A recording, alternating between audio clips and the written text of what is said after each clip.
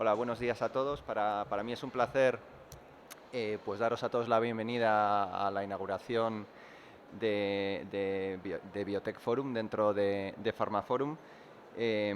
Y bueno, lo primero que quería hacer es comenzar por agradecer a PharmaForum por haber contado con nosotros para la organización de esta sesión y de esta sección del evento, ¿no? Para los que no nos conozcáis, ASEBIO es la Asociación Española de Bioempresas. Somos una asociación que tiene ya 22 años de trayectoria y que agrupa cerca de 300 socios, fundamentalmente empresas, pero también agentes del sector público que trabajan en torno a la biotecnología en España, ¿no? Particularmente, más del 60% de nuestras empresas trabajan en el área de la biotecnología sanitaria.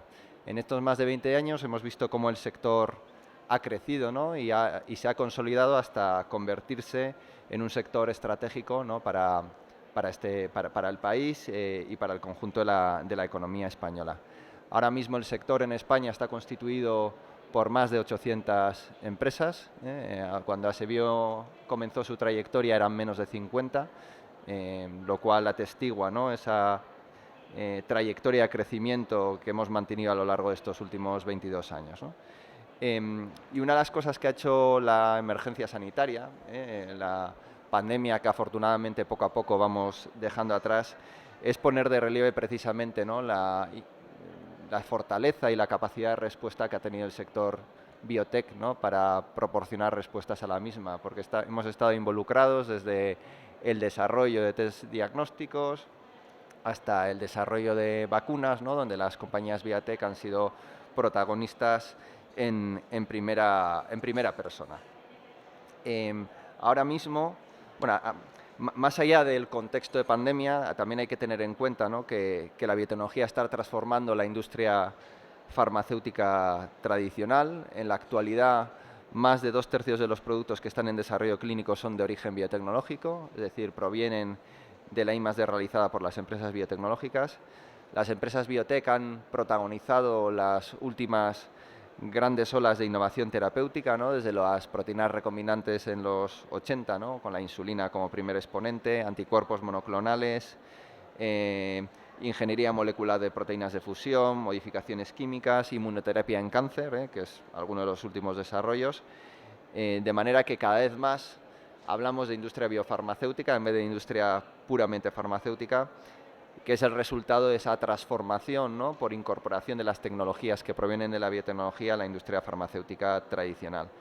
Y hay casos más recientes, como el RNA mensajero, que el desarrollo de vacunas ha puesto de relieve, que han sido desarrollados de forma exitosa en clínica por primera vez en los últimos años como vacuna contra COVID, pero que auguran pues nuevas oleadas de innovación terapéutica donde las tecnologías de RNA clarísimamente van a ser protagonistas.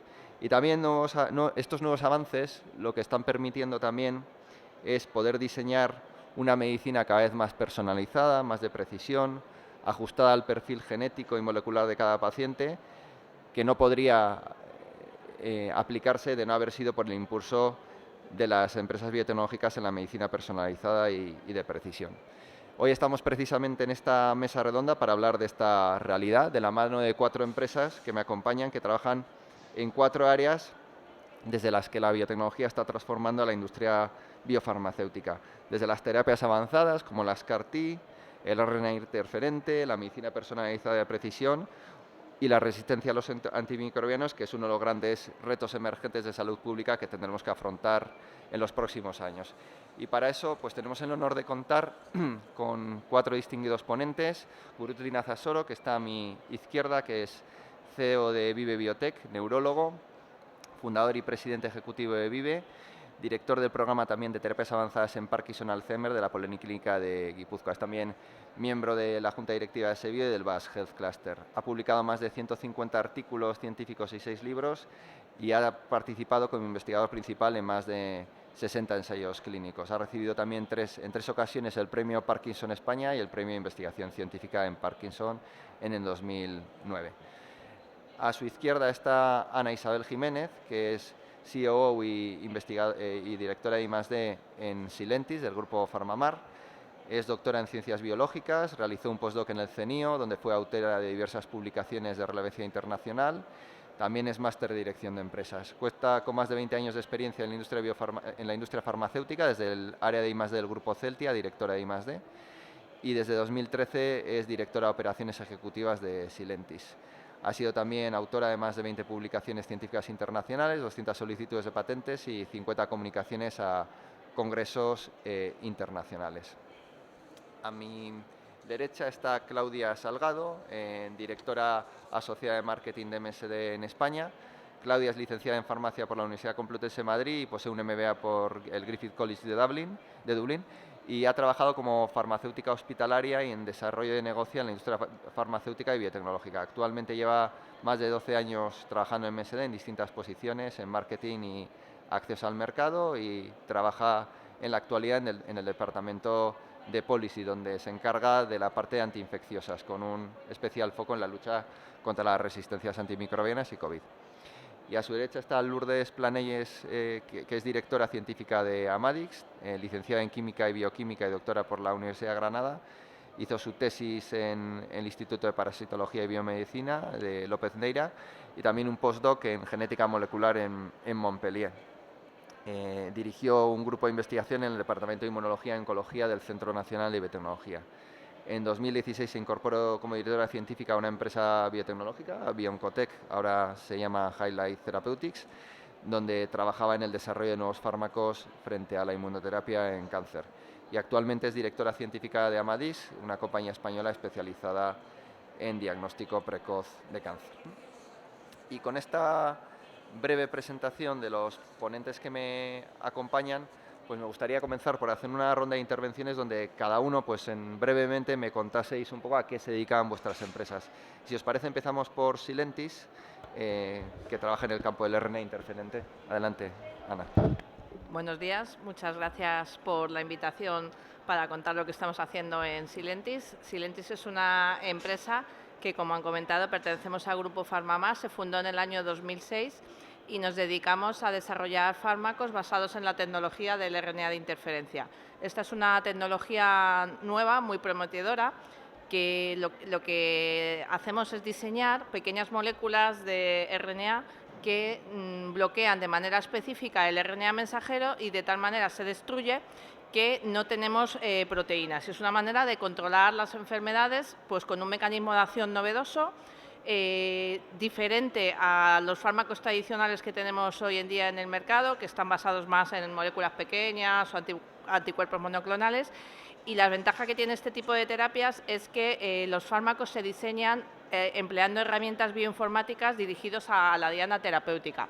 Y en este sentido, en Silentis, hemos realizado un gran trabajo en tener una plataforma para el diseño in silico de un software que nos permite tener este tipo de moléculas de una manera efectiva y que además tenga en cuenta todos los parámetros de desarrollabilidad de un posible fármaco. Esta plataforma se llama ShareFinder y está basada en inteligencia artificial y algoritmos complejos.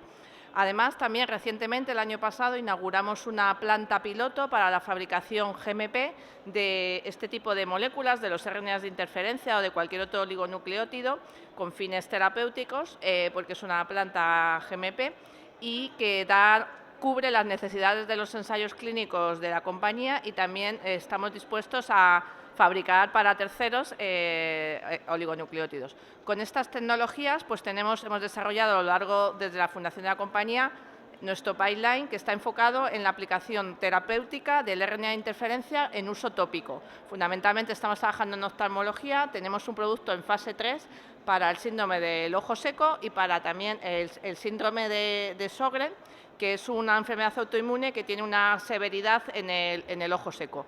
Y tenemos dos productos en fase 2, uno para el tratamiento de glaucoma y otro que recientemente va a empezar en fase 2 para el tratamiento de la degeneración macular asociada a la edad, que también es una enfermedad con alta prevalencia. Entonces, estamos enfocados en esta tecnología con enfermedades que tienen altas prevalencias y que además tienen unmet need, o sea, que no están sus necesidades terapéuticas cubiertas, y con esta nueva tecnología nos permite desarrollar unos tipos de fármacos que mejoren la calidad de vida de los pacientes, que es nuestro foco.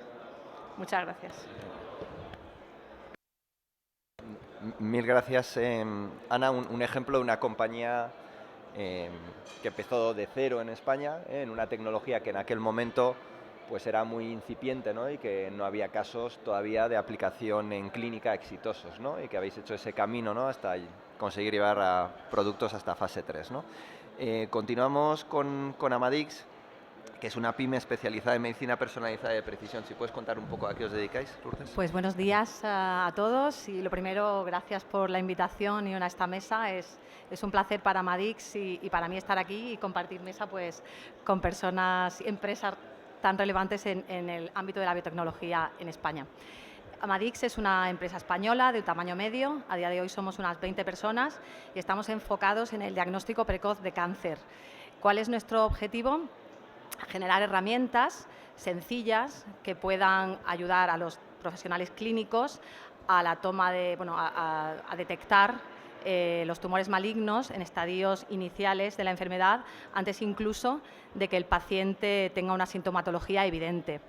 Y todo ello con herramientas, como digo, sencillas, de fácil adherencia, como supone un análisis de sangre. A día de hoy tenemos 3 productos en nuestra cartera. Hay uno que es el más avanzado y del que os voy a hablar primero, que se llama Prevecol. Es un kit de diagnóstico para detección precoz de cáncer de colon y lo acabamos de lanzar al mercado hace tan solo un par de meses. Así que estamos, pues, como imagináis, trabajando mucho y muy ilusionados para ver cómo es la evolución de este producto en mercado y en la clínica. Detrás de Prevecol, como imagináis, mucho trabajo, mucho esfuerzo, colaboración de más de 30 hospitales, análisis de más de 4.000 pacientes de distintas cohortes, de estudios nacionales, de un estudio europeo para validación y bueno, mucha ilusión también. Otras indicaciones en las que estamos trabajando: Pancreadix, un kit de diagnóstico para detectar cáncer de páncreas, que como sabéis su incidencia está creciendo y no solo eso, sino que es un cáncer que se detecta, por desgracia, en estadios muy tardíos, cuando ya la mayoría de los pacientes no tienen acceso ni siquiera a cirugía. Y también estamos desarrollando un kit de diagnóstico basado en biomarcadores moleculares y algoritmos complejos para detectar de forma precoz el cáncer de pulmón, se llama Diagnolang. Y bueno, ¿por qué pensamos que es importante trabajar en este campo? Pues creo que si hemos aprendido algo de la experiencia de investigación en cáncer es que la mejor manera de luchar contra el cáncer es detectarlo cuanto antes. Y eso supondrá un impacto, sin duda, no solo económico y en el sistema sanitario, sino también, y lo más importante, en la calidad de vida de los pacientes. Y por último, solo deciros, ahora que no está aquí Rocío Arroyo, que es nuestra CEO y me va a dejar decirlo, que estamos muy contentos porque le acaban de conceder el Premio Nacional de Innovación, lo que bueno, refleja su trayectoria y sin duda es un referente para el sector. Muchas gracias, Lourdes, y vamos, me sumo a esas palabras de enhorabuena a Rocío por el premio que le acaban de conceder. Hacías una reflexión, ¿no?, sobre la importancia que tiene el diagnóstico, ¿no?, en ese nuevo paradigma de avanzar hacia un modelo de medicina más personalizado, ¿no?, y más de precisión y también más predictivo, ¿no? Y otra de las herramientas pues son las terapias avanzadas, ¿no?, en área en la que trabajáis desde Vive. Si nos puedes contar un poco, Gruts. Hola, buenos días. Yo también me sumo a los agradecimientos de mis compañeros de mesa, a John por la invitación y a Pharmaforum por estar aquí hoy. Vive Biotech es una compañía biotecnológica, es el resultado de una spin-off de Fundación Inbiomed, fundada en el año 2015, o sea, tenemos 7 años de existencia y nos dedicamos a la producción de vectores lentivirus para ensayos clínicos de terapia génica. Aunque no perdemos el ojo a otras tecnologías de transferencia génica que puedan estar por ahí, que es nuestra misión más importante, pero básicamente lo que hacemos es producir vectores lentivirales para ensayos. Actualmente estamos en 50 proyectos para 37 clientes, todos ellos internacionales, el 70% basados en Estados Unidos, y producimos vectores para terapias que están en diferentes fases. 25 de estas 30 de estas 50 proyectos están ya en fase de reactor. Trabajamos para clientes, son Big Pharmas, algunas son Big Pharmas y la mayoría son pequeñas compañías biotecnológicas, y los proyectos están en diferentes fases de desarrollo. Estamos en unas instalaciones de 3.000 metros cuadrados con 7 salas blancas, con bioreactores para producir sobre todo en adherente, con sistemas de fill and finish automatizados, etcétera, y pensando ya en construir una nueva planta para acometer ya las fases comerciales que muchos de estos clientes nos están solicitando. Evidentemente la mayoría de los proyectos, más del 50%, son para CAR-Ts, que es un poco las terapias que están ahora más en boga y es la que ocupan la mayor parte de nuestro tiempo. Y todo esto es posible gracias al trabajo diario de 100 personas que actualmente componemos la plantilla de Vive Biotech. Básicamente esto es todo. Muchas gracias. Muchas gracias, Gurutz. Y por último, una compañía que casi no necesita presentación, diría, ¿no? Quien no conoce a MSD, que trabajáis en múltiples áreas terapéuticas, ¿no? Pero que también tenéis un interés muy claro en el ámbito de la resistencia a los antimicrobianos, ¿no? Que es la siguiente pandemia, silente, ¿no? Que nos espera ahí a la vuelta de la esquina. Adelante, Claudia. Pues nada, muchísimas gracias por la invitación y encantada de estar con estos compañeros de mesa pudiendo charlar este ratito aquí. Pues MSD es Merck Sharp y Dohme, es una compañía multinacional biofarmacéutica. Nosotros tenemos dos unidades, tenemos una unidad de salud animal y una unidad de salud humana. Eso habitualmente la parte de animal no es tan conocida, se nos conoce más por la parte de salud humana, y lo cierto es que el tener las dos aproximaciones nos ayuda mucho a tener un enfoque One Health, que veréis que siempre es algo de lo que tenemos un compromiso muy fuerte. Tenemos muchas patologías en las que trabajamos, un portfolio muy amplio. Actualmente quizás nuestro foco más grande está en la parte de oncología, inmunoterapia, pero también trabajamos mucho la parte de antiinfecciosas, como bien decías tú, con toda la parte de antibióticos y ese compromiso con la lucha de las resistencias antimicrobianas, también la parte de antifúngicos, antivirales, tenemos una unidad de VIH, tenemos también una unidad de COVID. Trabajamos mucho también la parte de vacunas, que yo creo que es un área también que no se conoce tanto de MSD, pero tenemos muchas vacunas dentro del calendario vacunacional, y también tenemos otras, por ejemplo la del ébola, que hace no muchos años pudimos terminar de lanzar. Otras áreas en las que trabajamos, cardiometabólico también, donde tenemos un rol bastante importante. Somos 1.200 empleados en MSD aquí en España. Dentro de esos empleados hay como un 15% que trabaja en el área de investigación y desarrollo de fármacos. De hecho, el año pasado invertimos 98 millones de euros en esa investigación y desarrollo. Hay varios fármacos que están en la parte de pipeline, tenemos muchos fármacos que están en inline ahora, o sea que están comercializados, pero sí que es verdad que el pipeline que tiene MSD pues es importante y es prometedor. Y luego tenemos una planta de producción en Salamanca también, donde ahí producimos vacunas y tratamientos, pero ya más enfocada a la parte de Animal Health. Yo creo que esto te diría, tenemos 130 años, 50 aquí en España, y yo creo que eso sería un poco lo que os contaría a priori de mi compañía. Perfecto, muchas gracias, Claudia, por la presentación de MSD. Está claro que, que las compañías que me acompañan en esta mesa representan tecnologías, ¿no?, que van a protagonizar esas próximas oleadas de innovación terapéutica, ¿no?, o diagnóstica, que llegarán a nuestro sector y que van a probablemente transformar la forma en la que se abordan clínicamente áreas terapéuticas muy importantes, ¿no?, en las que siguen persistiendo necesidades no cubiertas muy relevantes, ¿no? Ahí me gustaría hablar con cada uno de vosotros, ¿no?, acerca de cómo veis un poco el desarrollo futuro en vuestro ámbito. Y si te parece, Lourdes, empiezo por ti, ¿no? La medicina personalizada de precisión es una realidad ya, que sobre todo se ha cristalizado de una forma muy, digamos, muy impactante, ¿no?, en el ámbito de la oncología, ¿no?, que es probablemente donde se ha empezado a desarrollar antes, ¿no? Gracias a ella somos capaces de diagnosticar de forma precoz a pacientes, prever cuál es el tratamiento más adecuado en función de las características determinadas de cada uno y al fin y al cabo ser más eficientes también en el tratamiento de esos pacientes, ¿no?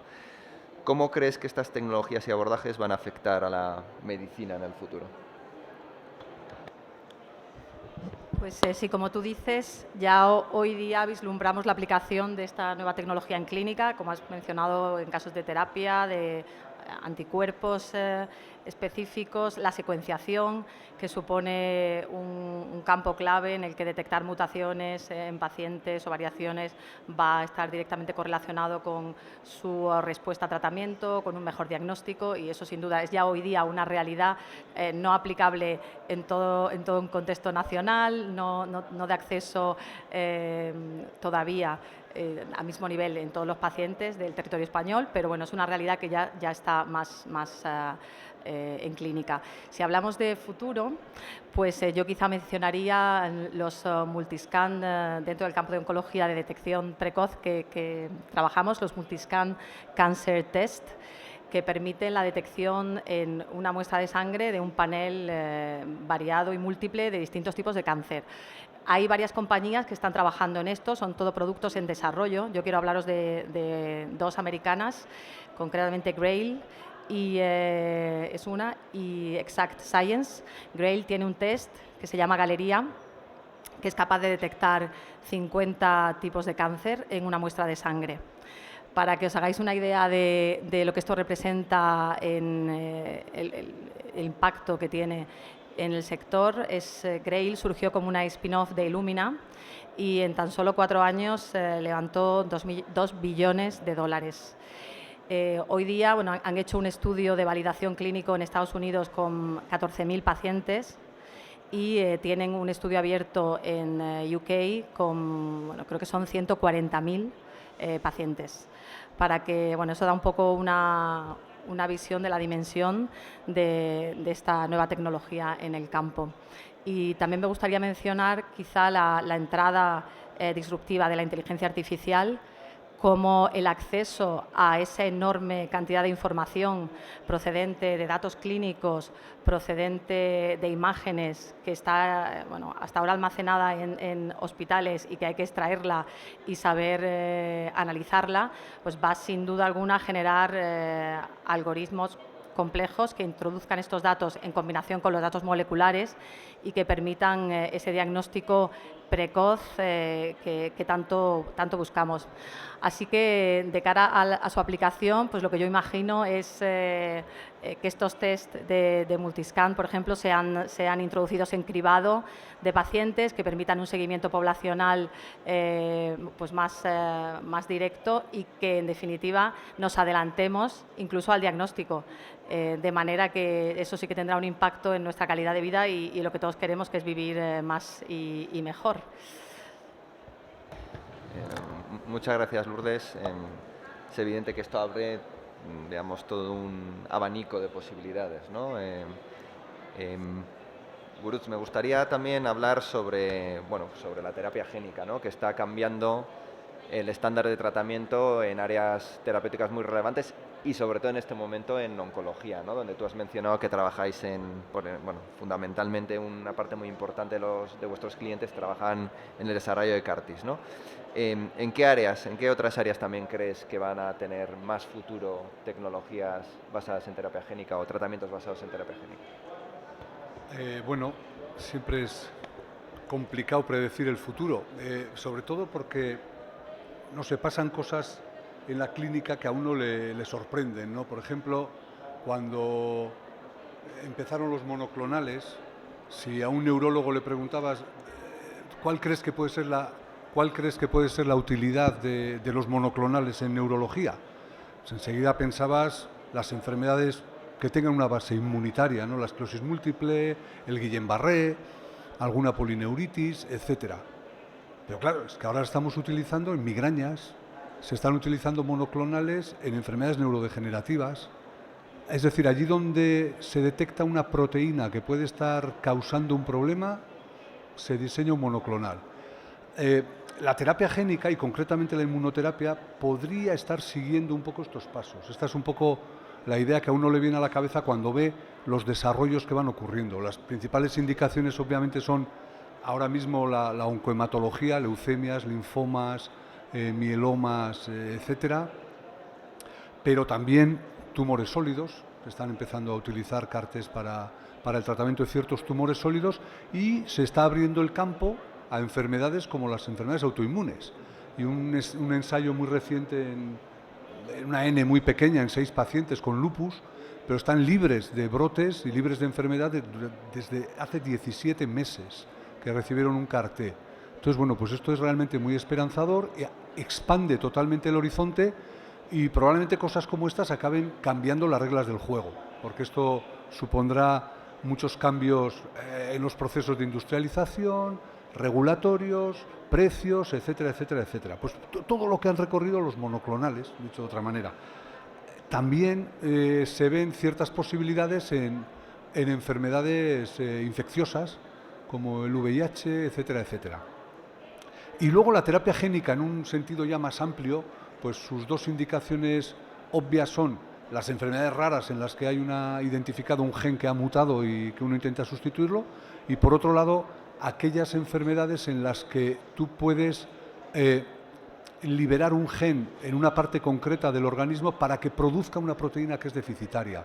Un ejemplo es el Parkinson, que uno inyecta virus con el gen de la dopa de carboxilasa en el estriado para que produzca más dopamina, que es lo que falta en la enfermedad de Parkinson. Entonces, estos son las dos vías más canónicas que uno diría de desarrollo de la terapia génica en general.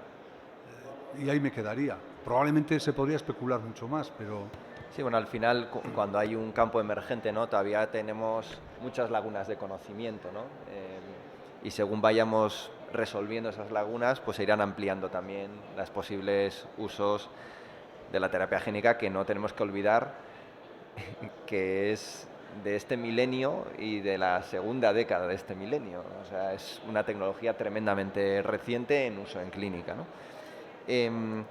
Pasamos a Ana para hablar de RNA, ¿no? Es evidente, ¿no?, que las vacunas de COVID de repente han hecho, ¿no?, que todo el mundo sepa lo que es el RNA mensajero. Vosotros trabajáis en un ámbito relacionado, pero otra tecnología, que es el RNA interferente.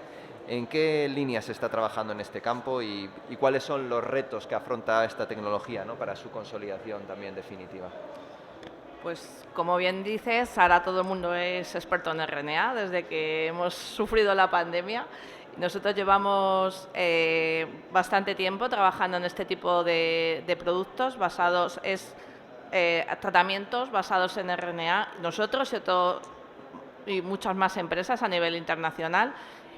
También hay que decir que en Europa somos muy poquitos los que estamos traccionando de la tecnología del RNA de interferencia, básicamente porque todo el núcleo de conocimiento y los padres de la tecnología que recibieron el premio Nobel en el 2006 con un currículum muy escaso a nivel científico comparado con otras trayectorias de los premios Nobel, pues se ha movido todo en Estados Unidos y el 80% o 90% de las empresas que hacen RNA de interferencia están en Estados Unidos, y Europa somos muy residuales, pero aún así hay algunos que seguimos apostando por esta tecnología, que en un primer momento fue una tecnología que no se sabía hacia dónde iba a llegar. Como todo, ha tenido sus vaivenes, ¿no? Al principio todo el mundo se incorporó a la tecnología, todas las empresas farmacéuticas grandes tenían un departamento de RNA de interferencia, porque la tecnología se descubrió que funcionaba en células de mamífero en el 2001 y en el 2004 estaba el primer ensayo clínico en humanos.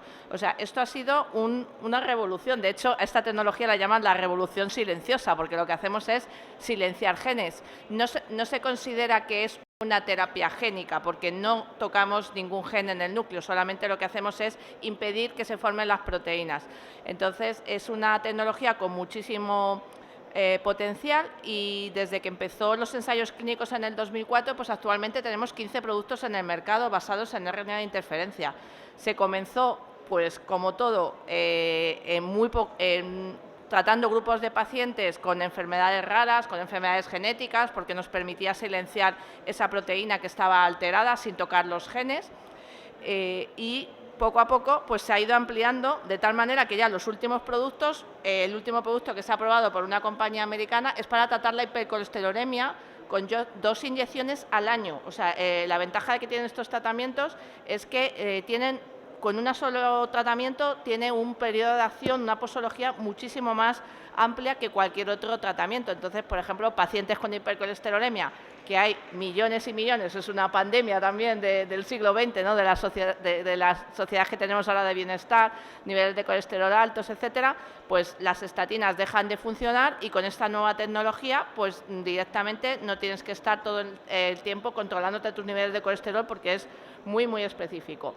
Y así, pues todo, nosotros igual estamos trabajando en enfermedades con un amplio número de pacientes. Por ejemplo, el ojo seco afecta más o menos a un 30% de la población de los países desarrollados, también debido a los hábitos de vida, etcétera. Entonces tenemos muchísimos retos por delante, porque a nivel científico se han ido solventando los retos que había y hoy en día prácticamente no hay un paper de investigación que no tenga RNA de interferencia, no hay una compañía farmacéutica que no tenga una división de RNA de interferencia, pero básicamente se está moviendo todo desde empresas especializadas y las Big Pharma lo que hacen es comprar los proyectos que les interesa. Este proyecto de hipercolesterolemia se desarrolló en una empresa de RNA de interferencia americana y ha sido comprado por Novartis, pero todo el know-how es de esa empresa. Entonces, los retos que tenemos por delante, pues el mayor reto que hay es el delivery, como en casi todos los fármacos, de llegar de manera específica a la diana.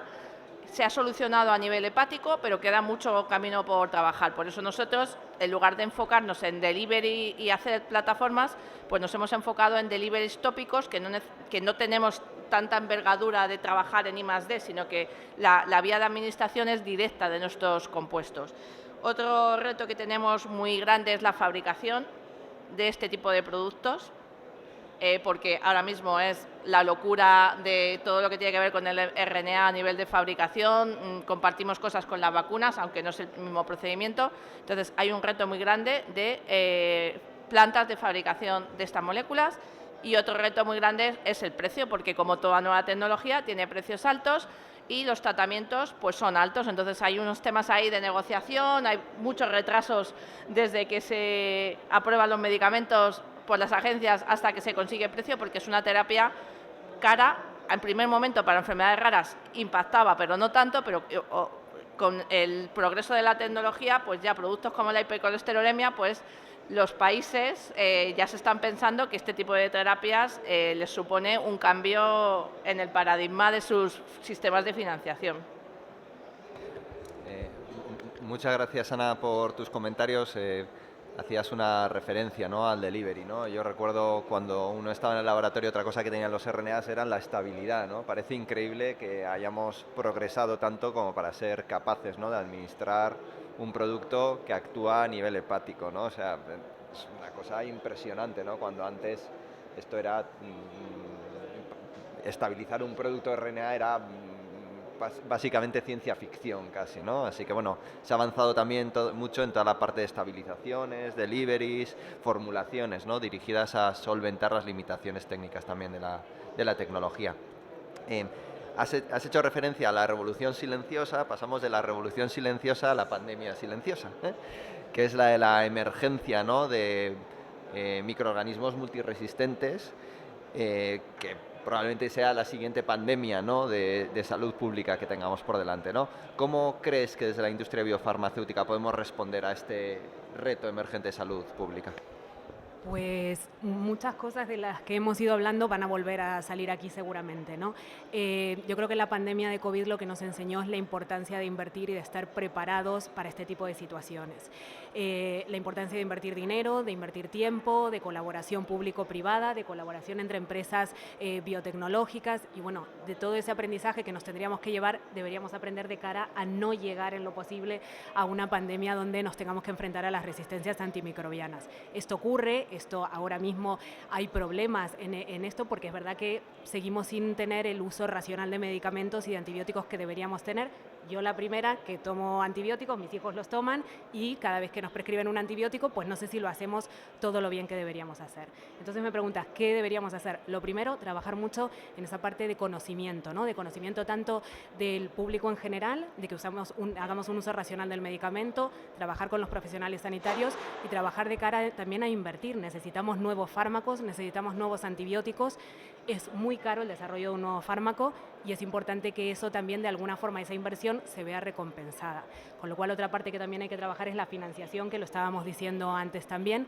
En este caso estamos hablando de un producto que queremos que se use muy poquito, que se use solo puntualmente. Y eso es un desafío, ¿no? Investigas años un producto que sabes que luego vas a intentar controlar y que se use poco. Con lo cual ahí también hay otro área en el que trabajar mucho. Te diría, pues mucha colaboración público-privada, mucha colaboración entre empresas y mucho conocimiento y awareness de la situación que tenemos, sobre todo para no llegar, para estar preparados, pero si podemos evitar el llegar hasta ahí, muchísimo mejor. Totalmente de acuerdo, Claudia. Al final, también intentando extraer lecciones aprendidas, ¿no?, de esta situación tan dramática que hemos atravesado, ¿no?, cuando todos los agentes del sistema trabajan con una visión alineada, ¿no?, y se instrumentan los mecanismos para que se pueda trabajar de forma colaborativa, los resultados son impresionantes, ¿no? Y allí donde hay una necesidad clara, ¿no?, como el caso de la emergencia de los antimicrobianos, pues está claro que está más justificado que en nada, ¿no? Entonces, estoy totalmente de acuerdo con la reflexión que has hecho, ¿no?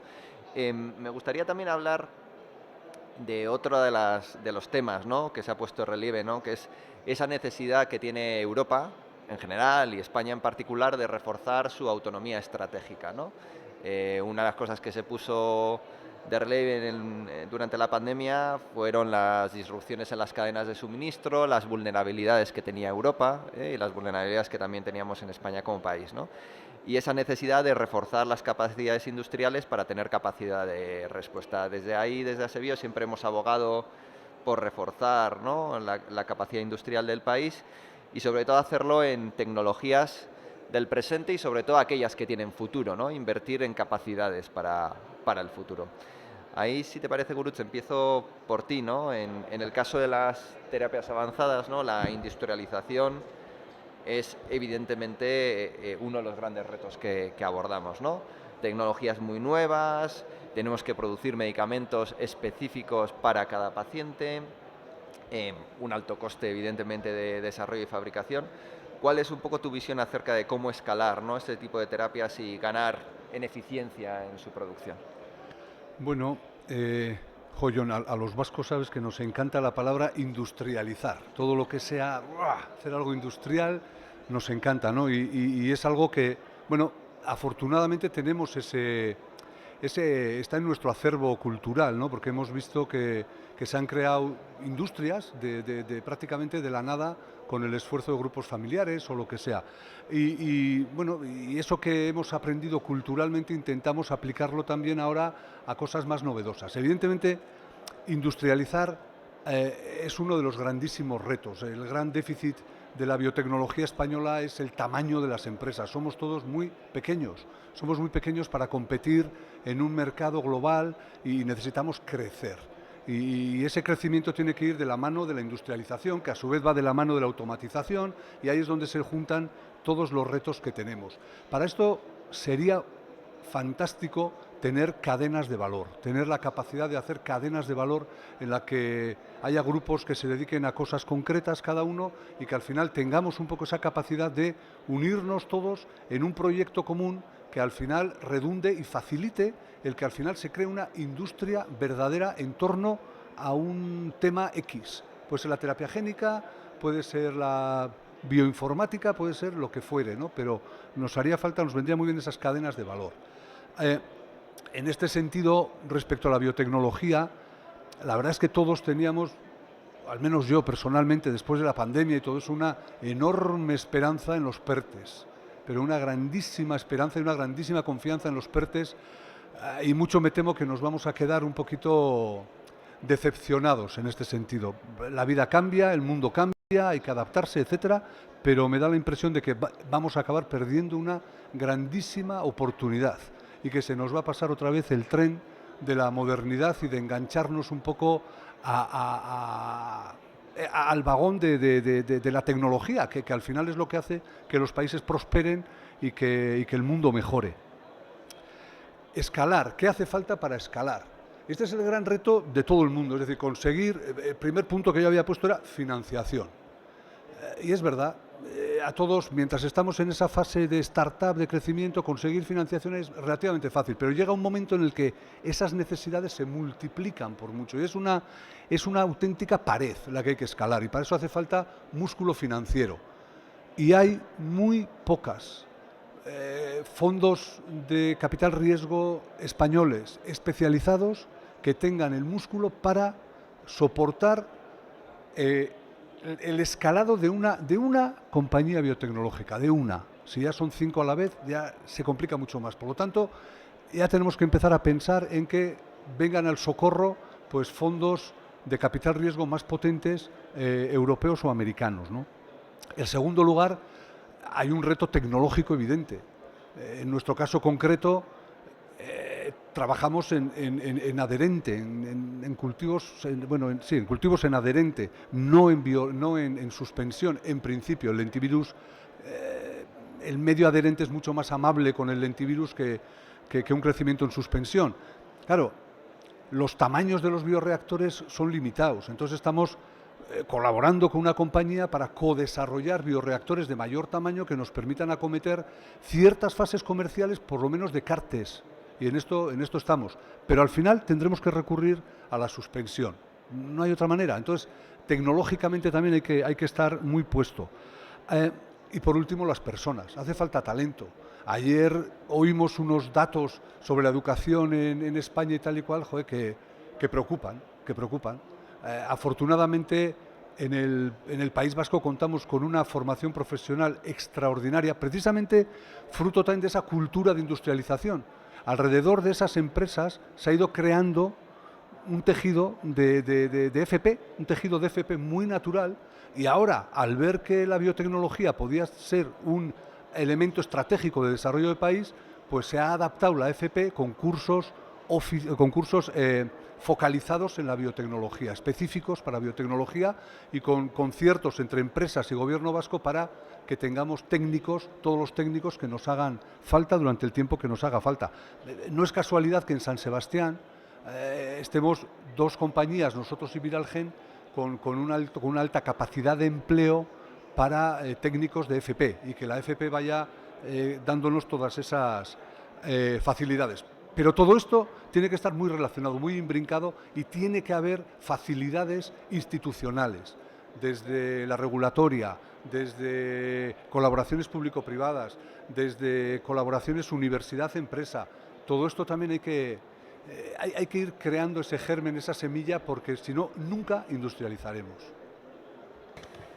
Muchas gracias, Gurut, lo has explicado fenomenal, ¿no? También ese impacto territorial, ¿no?, que generáis compañías como vosotros, ¿no? La necesidad de tener un ecosistema maduro, el acceso a la financiación, que es uno de los elementos limitantes en España, ¿no? Yo complemento tu visión, ¿no?, con que realmente fondos fondos en expansión en nuestro sector en el país no hay. Hay fondos que financian desarrollos de fármacos en etapas iniciales, pero, por ejemplo, para abordar una expansión de una planta fabril, pues hay muy poco, ¿no? Sobre todo si estamos hablando de volúmenes de inversión pues de 50 a 100 millones, por ejemplo, ¿no? Ese es un muro casi infranqueable, ¿no?, en nuestro sector, ¿no? Entonces, bueno, ahí hay una necesidad en la que tenemos que seguir trabajando todos, ¿no?, para que sea cubierta, ¿no? Ana, antes hacía referencia al tensionamiento en las capacidades de producción, ¿no?, que es muy curioso, ¿no? El éxito de la tecnología ha venido acompañado por el tensionamiento de las capacidades de producción. ¿Cómo está posicionada España y Europa en este ámbito, ¿no? ¿Cómo lo veis vosotros que estáis muy en este negocio? A ver, está claro que en toda esta nueva tecnología hay un tensionamiento en la producción porque se avanza más deprisa de lo que se monta industrias, ¿no? Porque es verdad que, a diferencia de otros sectores, el escalado no es tanto hándicap porque tenemos una tecnología que aprovechamos parte del conocimiento que lleva mucho tiempo en Europa y en el mundo, que es la fabricación de primers para PCR. Entonces, las máquinas existían. O sea, aquí no ha habido un problema de que no tenemos la tecnología para poder escalar o para poder industrializar.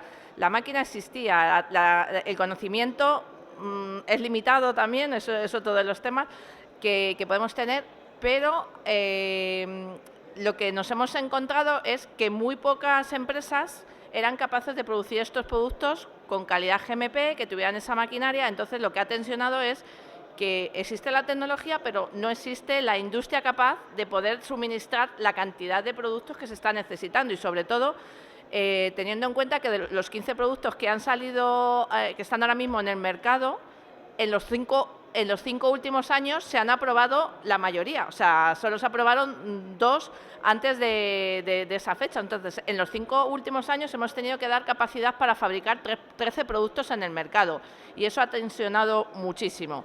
Y las plantas que había eran poquísimas y casi todo, como viene siendo nuestra tecnología, el conocimiento está en Estados Unidos y aquí en Europa solo hemos tenido una planta, una CMO, que era capaz de fabricar este tipo de moléculas en general, oligonucleótidos, que en calidad GMP y que ha ido creciendo abismal. O sea, conocemos esta empresa desde el principio, que eran 15 o 20 fabricando en una pequeña plantita piloto y ha crecido y multiplicado su facturación por 2 en los últimos años, porque ha visto una oportunidad muy grande de crecer, pero porque ya tenían un conocimiento adquirido. Entonces, en Europa estamos bastante mal posicionados en las nuevas tecnologías, un poco como comentaba también Gut, por el tema de industrializar. Alemania sí que tiene un poco más del conocimiento de la industrialización en el sector farmacéutico, tienen esa trayectoria más de farma, y en España pues básicamente nosotros somos los únicos que estamos desarrollando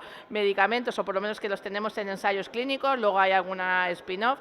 ¿Y qué es lo que nos ha pasado a nosotros? Porque hemos visto que ya de nuestra experiencia llegó un momento en el que o nos independizábamos o no podíamos progresar con nuestros productos. De ahí que montamos una planta piloto, por lo menos para dar cobertura a los ensayos clínicos, porque ahora mismo pedir un lote de un oligonucleótido en calidad GMP, estás haciendo tiempos de demora de entre 1 año y medio y 2 años para poder fabricarte un lote. Entonces, si tú tienes que esperar 2 años para hacer un ensayo clínico, los tiempos son inmanejables, ¿no? Para tus patentes, para tus desarrollos farmacéuticos, etcétera.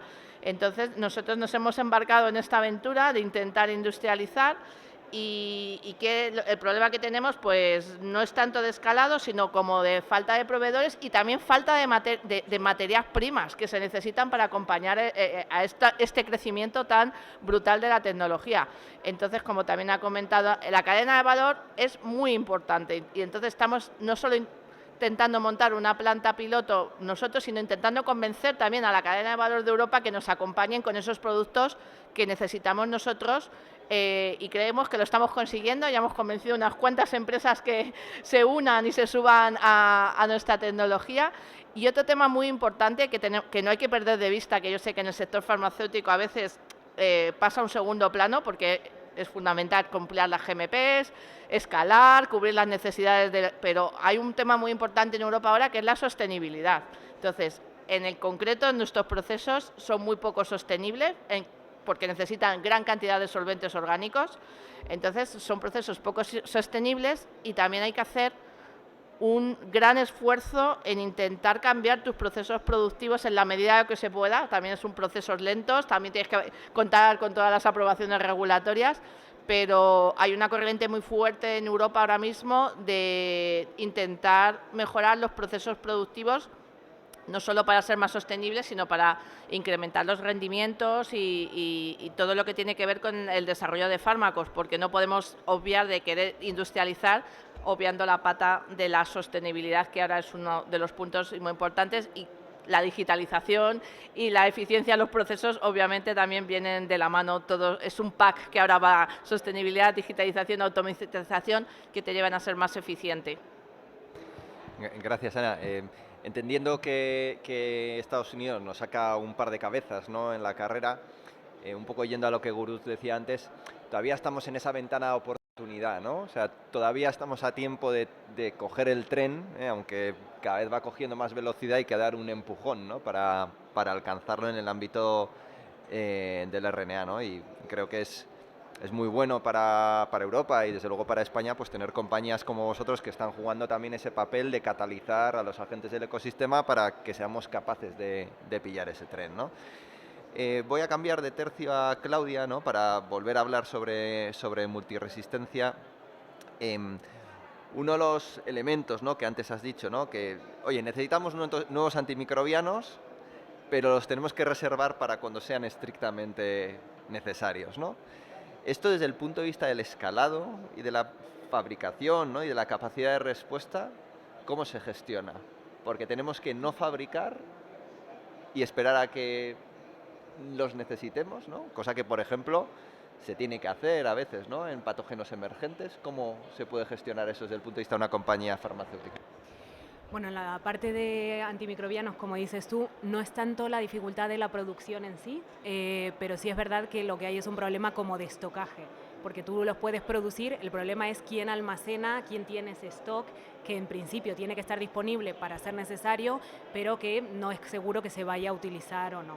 Con lo cual yo creo que el mayor de los problemas viene por ese lado, ¿no? ¿Quién se hace cargo y quién financia ese estocaje que está parado ahí y que podría llegar a caducarse, que lo suyo sería que no llegáramos a utilizarlo? Por la parte de producción que decían antes mis compañeros, y sumar la parte de vacunas que tiene MSD, os contaba antes que teníamos una planta de producción nacional en Salamanca y es verdad que quería sumarme a ese punto de la dificultad, ¿no? De tener esa producción a nivel nacional. Hablaba Ana Isabel de la parte de sostenibilidad. Nosotros en el 2021 hemos hecho una inversión muy fuerte para ser cada vez más sostenibles, cada vez más cuidadosos con el medio ambiente. Os decía de ese compromiso One Health de MSD, pero es verdad que pues lleva una involucración especial de soporte financiero para poder hacerlo, ¿no? Es verdad que nuestra planta, ¿por qué sigue aquí en España? Porque es un líder a nivel de calidad de fabricación, porque es la número 1 a nivel de producción y de exportación de vacunas aviares y es genial el poder, ¿no? Es recorrer España y ver una fábrica que pertenece a tu empresa, que yo creo que nos pasará a todos, ¿no? Pero bueno, para poder hacer eso necesitamos seguir siendo excelentes en calidad, necesitamos seguir invirtiendo en tecnologías que sean sostenibles, en energía verde y eso pues sí que requiere mucho esfuerzo y mucha financiación. Mil gracias, Claudia, por aclarar estos aspectos, ¿no? Tanto de industrialización como de estocaje, ¿no? Que en vuestro caso, ¿no? Que son tan relevantes.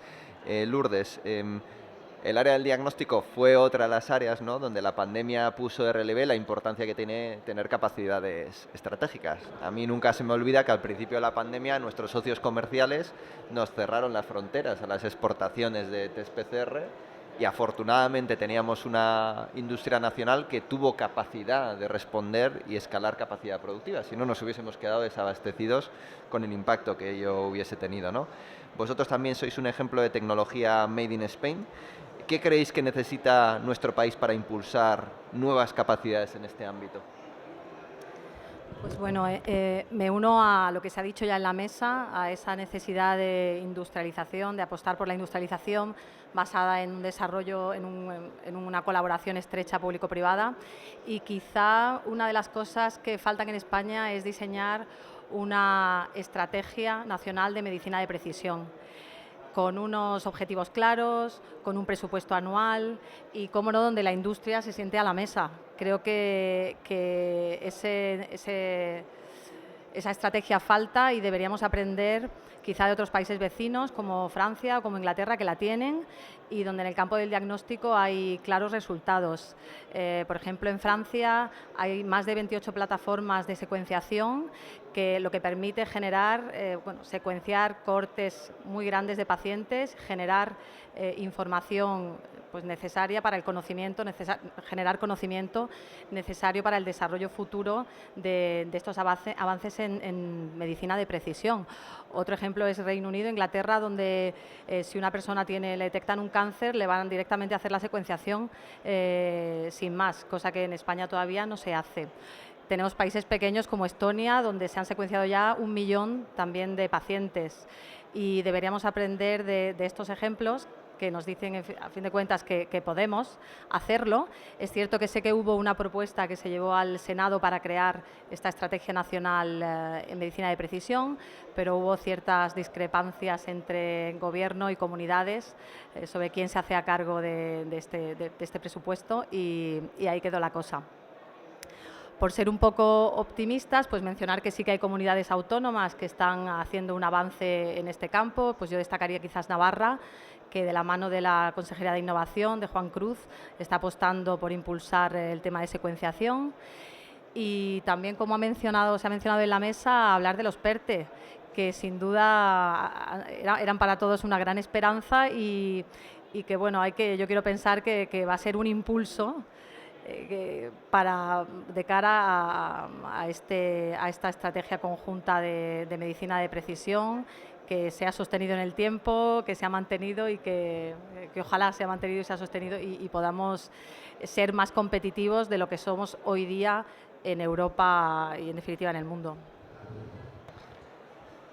Ahí, Lourdes, respondiendo a esta última reflexión tuya que también ha trasladado Guruz, ¿no? Un poco el desacople respecto a las expectativas, ¿no?, de lo que habían creado los PERTES, ¿no?, de la capacidad transformadora que iban a tener. Pues bueno, yo esto también tomo nota como asociación para seguir trabajando en esa línea, ¿no?, y reivindicar el papel que la industria tiene que jugar, ¿no?, en esos PERTES, si los PERTES tienen vocación de ser transformadores, que es el objetivo final que todos perseguimos, ¿no? Creo que tenemos 3 minutitos, aproximadamente 3-4 minutitos. Si os parece, hacemos una ronda muy rápida de unas últimas consideraciones, ¿no? Yo creo que otro de los elementos, ¿no?, que tienen en común todas estas tecnologías es precisamente, pues, los retos que supone, tanto desde el punto de vista organizativo, procedimental y también, por supuesto, económico, ¿no?, su incorporación a los sistemas sanitarios, ¿no? No sé si os gustaría hacer una corta reflexión de un minutito desde vuestra visión. Si quieres, Guruz. Sí, muy rápido. Me limitaré a comentar una frase de Carl Jung, que estuvo hace 2 semanas por aquí y concedió varias entrevistas, es el padre de los CAR-Ts, y lo único que él dijo es que los 2 primeros pacientes que recibieron un CAR-T hace ya 10 años, de estar abocados a una muerte cierta, siguen sanos y salvos y libres de células tumorales en la sangre. Entonces la pregunta es si hablar de coste-efectividad, cuando la efectividad no es mejorar un síntoma, no es esto, sino es salvar la vida, si se puede hablar de coste-efectividad. Evidentemente se puede hablar todo lo que uno quiera, y hay muchas cosas que se pueden mejorar y que podríamos entrar. Pero a mí me hizo reflexionar, porque no se trata de mejorar un poco, se trata de morir o vivir. Y esto es muy fuerte. En lo que respecta a la RNA de interferencia, pues aquí tenemos un problema que habrá que ir solventando según estas terapias vayan llegando al mercado. Cuando son para enfermedades raras, el número de pacientes es pequeño, se pueden permitir tratamientos más costosos. También los desarrollos en este tipo de moléculas, la ventaja que tiene es que los desarrollos son más cortos porque diseñamos las moléculas ad hoc. Entonces eso nos permite ir un poco más competitivos con precios. El tema es solventar la producción para ser más competitivos en la producción y que no esté limitado la producción a unas cuantas empresas y que haya más libertad de precios. Entonces es algo que habrá que pensar, es algo que los sistemas sanitarios tendrán que asumir, que los nuevos tratamientos que están por venir son más caros, porque es una medicina más personalizada, vamos a las dianas, tienen menos efectos secundarios y, como he dicho antes, incluso puedes controlar la enfermedad por 6 meses con un único tratamiento. Entonces, eso también hay que evaluar, no solo, como decía anteriormente, coste-efectividad, sino también lo que supone a un sistema sanitario que tú no tengas un paciente todos los días que va a una consulta y que hay que gastar un gasto sanitario no asociado al medicamento. Entonces, eso es otro de los temas que habrá que meter en la rueda de juego con las administraciones públicas, el impacto que tiene tener a pacientes más controlados con las enfermedades. En la parte de antimicrobianos hablábamos antes, ¿no?, de que queremos lanzar un producto y que sea rentable el no uso del producto. Con lo cual, claro, cada vez son menos las compañías que invierten en la investigación de nuevos fármacos antimicrobianos.